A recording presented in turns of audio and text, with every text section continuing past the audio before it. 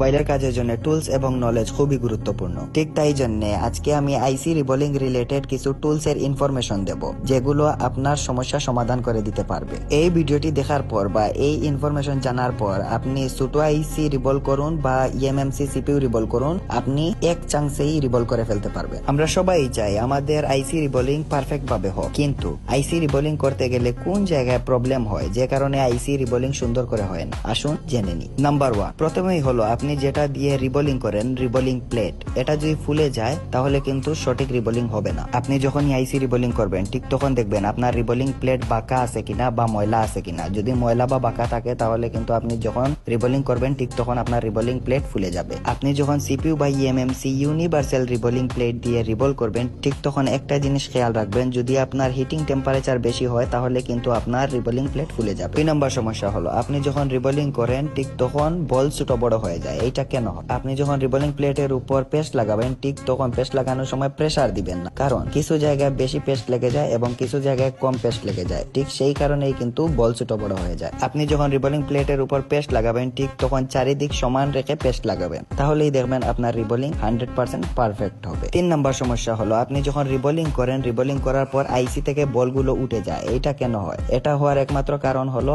আইসি সুন্দর করে পরিষ্কার করেননি। যদি আইসি সুন্দর করে পরিষ্কার না করেন তাহলে রিবোলিং এর পর আইসি থেকে বলগুলো উঠে যেতে পারে। আপনি কিন্তু 11 নম্বর ব্লেড দিয়ে বা রিবোলিং পেস্ট এবং পেস্ট দিয়ে আপনি আইসি ক্লিন করে তারপর রিবোলিং করতে পারেন। যদি এইভাবে ক্লিন করে রিবোলিং করেন তাহলে আপনার রিবোলিং 100% পারফেক্ট হবে। 4 নম্বর সমস্যা হলো আপনি যখন আইসি রিবোলিং করেন ঠিক সেই সময় রিবোলিং প্লেটের নিচে থেকে আইসি সরে যায়। এই সমস্যা সমাধান করতে হলে আপনি যখন রিবোলিং করবেন ঠিক সেই সময় রিবোলিং প্লেটের সাথে আইসি টেপ দিয়ে লাগিয়ে দিবেন, তাহলেই দেখবেন আপনার আইসি আর নড়বে না বা তার জায়গা থেকে সরবে না। আইসি রিবোলিং করতে হলে যে যে টুলস এর প্রয়োজন সেগুলোর তথ্য পরবর্তী ভিডিওতে পেয়ে যাবে।